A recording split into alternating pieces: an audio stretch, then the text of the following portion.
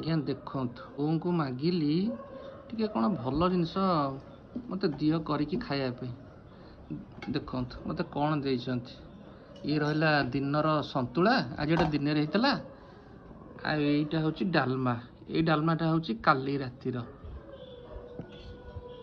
ତ ମୁଁ କ'ଣ କହିଲି, ଟିକେ ପାଟି ଟିକେ ଭଲ ମସଲା ମସଲି ଖୋଜୁଛି। ତମେ ହେଲେ ମଟର କି ବୁଟ କି ଆଳୁ କଷା କି ଯାହା ବି ହଉ, ଯେତେବେଳେ କହିବି କୋଉ ଟିକେ ଆଳୁ କଷା କରିଦେବି।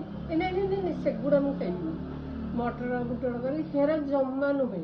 ତମେ ମସଲା ଖା, ତମେ ଖା, ମତେ କହୁଥିଲୁ। ଆଉ ଏଇଲେ କେମିତି ତୋର କୋଉ ମୁହୂର୍ତ୍ତରେ ଚେଞ୍ଜ ହେଇଯିବ ମୁଁ କେମିତି ଜାଣିବି ଟିକେ କହିବି। ମୁଁ ଏଗୁଡ଼ା ଖାଇପାରିବି? କାହିଁ ଖାଇ ହବନି? ପାଟି ଯେତେବେଳେ ଭଲ ଖୋଜିବ ସେତେବେଳେ ତମେ ଆଣିକି ଦବ ଏଇଭଳିଆ ଜିନିଷ। ତଣ୍ଟିରେ ମୋର ଗଳିବ ଏଗୁରା। ତଣ୍ଟିରେ ଚେଷ୍ଟା କର ଗଳୁଛି କି ନାହିଁ।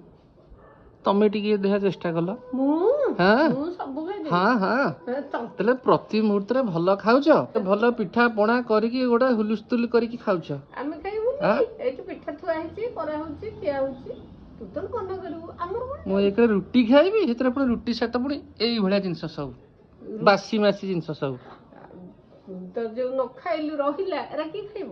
ତୋ ଖାଦ୍ୟ ତତେ ଖାଇବାକୁ ହିଁ ପଡିବ।